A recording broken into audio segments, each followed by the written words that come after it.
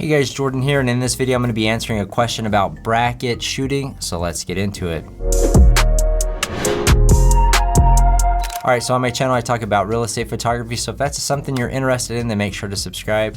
Today's question comes from Michael Cook on a video I made, how to flash on every exposure of bracket photos. The link to that video is in the description below. He says you can change AEB automatic exposure bracketing to flash bracketing.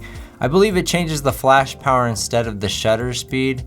I've never tried it. I've seen it as a menu option. Maybe elaborate on the manufacturer that you're using, because I have a Nikon, Canon, and I primarily shoot with Sony's, but I don't see a flash bracketing options in the menus.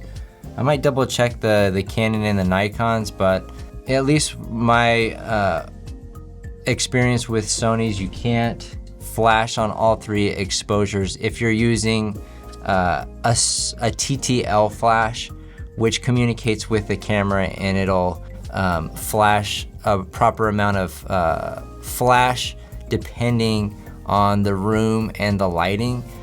If you're using a manual flash, and say you have something that has a really fast recycle time and you're not shooting on full power, you can flash on every single exposure. So if I have like a Godox 8600 Pro, that one's high power, but for a lot of interior photos, say I move my ISO up a little bit to like 320, I don't need much flash power for it to resonate in my photos.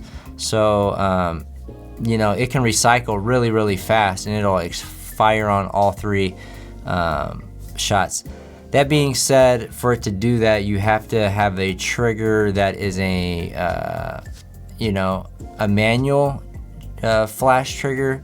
So for that reason, I've taken some pins off of one of my flash triggers for that case scenario, just because I don't like to have to stop every exposure and hit the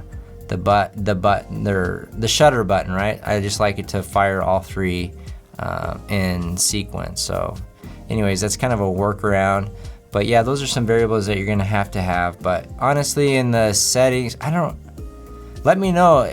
I've never seen it to where you can slow down the bracket process to where it's like recycling and changing some of the flash settings, at least not from my experience. So anyways, if you got value out of this video, hit the like button. If you have additional questions about flash or whatever, or your experience with flash or these bracket settings and flash settings, leave them in the comment section below. We'll see you guys on the next one.